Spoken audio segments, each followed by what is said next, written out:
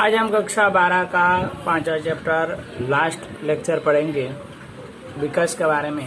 इकाई के कुछ संचालक और विभागीय अधिकारी या जैसे शारीरिक कार्य कम करते हैं, ऐसे बौद्धिक कार्य का अधिक करते हैं, उनके विशेष प्रशिक्षण दिए। मतलब कि शरीर से कमजोर होगा कि दिमाग से होशियार हो, ऐसे लोगों के लिए अलग काम सौंपा जाता है।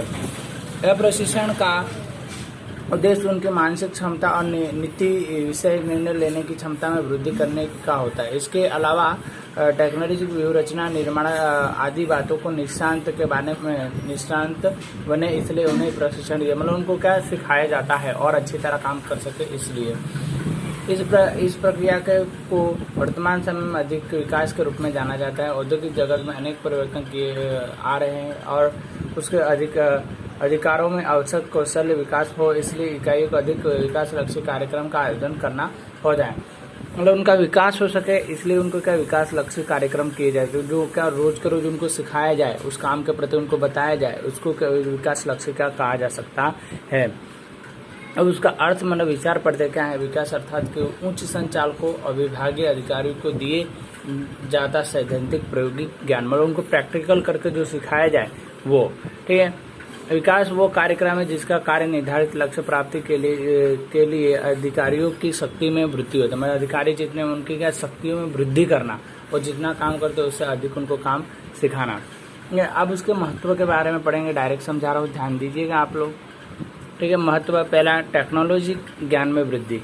पहले के लोग जो वृद्ध व्यक्ति थे वो लोग क्या करते थे कि उनको टेक्नोलॉजी ज्ञान नहीं था, वो लोग आता सब कुछ है बाकी टेक्नोलॉजी का ज्ञान नहीं आता था। अब जो वृद्ध व्यक्ति तो उनको हम इतना अच्छा काम करें, इतने सालों से काम करें, ऐसे व्यक्ति को हम निकाल नहीं सकते।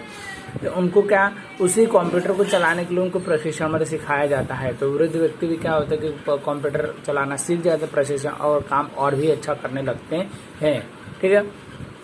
दूसरा पॉइंट है नवीन संशोधन और विचारधाराओं का सुसंजन रखना। मतलब नई नई खोजें होती रहती है और आज के युग में नई नई मशीनें आती हैं और जो लोग नहीं जानते तो क्या उनको निकाल देंगे, नहीं। उन लोगों को क्या सिखाने के लिए प्रशिक्षक रखा जाता है जो क्या उसको सिखाते हैं और वो क्या मशीनें वो चलाना सीख जाते हैं। तीसरा पॉइंट देखिए तो इकाई का विकास। वर्तमान चल रही व्यवसाय इकाई में नवीन परिवर्तन व्यूह रचना द्वारा राष्ट्रीय और अंतर्राष्ट्रीय स्तर पर ले जाने के लिए विकास कार्यक्रम आयोजन आवश्यक है। मतलब कि नई नई पद्धतियों के द्वारा, क्योंकि आज के ज़माने में मटेरियल फटाफट उनको चाहिए, जिस कारण से क्या उस मटेरियल को बनाने का मशीनें भी अधिक होती हैं और अधिक मशीनों को क्या चलाने वाले कर्मचारी भी अधिक होते, उनको नई शिक्षा देना आवश्यक है। आज के युग में विकास करना हो तो नई नई मशीनों को और उनको सिखाने का कार्य करके और कंपनी और देश का विकास कर सकते हैं हम लोग।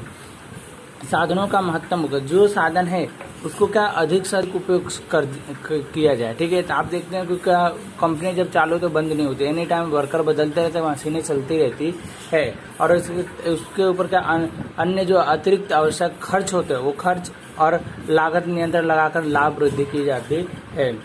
समस्याओं का समाधान, जो भी कंपनी के अंदर मशीन की मरम्मत का हो, चाहे कोई निर्णय लेना हो, इस तरह का समस्याओं का समाधान करके, ठीक है, और अधिक से अधिक लाभ कमाया जा सके, ऐसा कार्य किया जाता है। आगे देखिए तो आप देखिए छठा पॉइंट, तो प्रभावशाली निरीक्षण। मतलब टेक्नोलॉजी ज्ञान और वैचारिक शक्ति वाले अधिकारियों की इकाइयों की प्रवृत्ति का प्रभावशाली निरीक्षण कार्य कर सकते हैं। मतलब उनका निरीक्षण को सही कर रहे कि गलत काम करे, उसके बारे में हमको क्या उसका निरीक्षण करते रहना चाहिए। आगे सातवां, तनाव में कमी। इकाई के संचालन में संचालक अधिकारी चुनौतियों की समस्याओं का बार बार सामना करना पड़ता है। योग्य निर्णय लेते समय असमंजस और तनाव अनुभव होता है, इसे घटाना, मतलब उसके तनाव को हमको क्या घटाना चाहिए।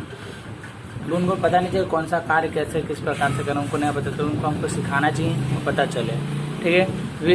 विकास कार्यक्रम, भविष्य में आने वाली चुनौतियों और परिवर्तनों को व्यवसाय के सामने करने के लिए अधिकारियों को तैयार करने के लिए विकास कार्यक्रम करना चाहिए। विकास का जो कार्यक्रम है हमको क्या समय समय पर करते रहना चाहिए, जिस कारण से क्या कंपनी और वर्करों का भी विकास हो सके, ठीक है।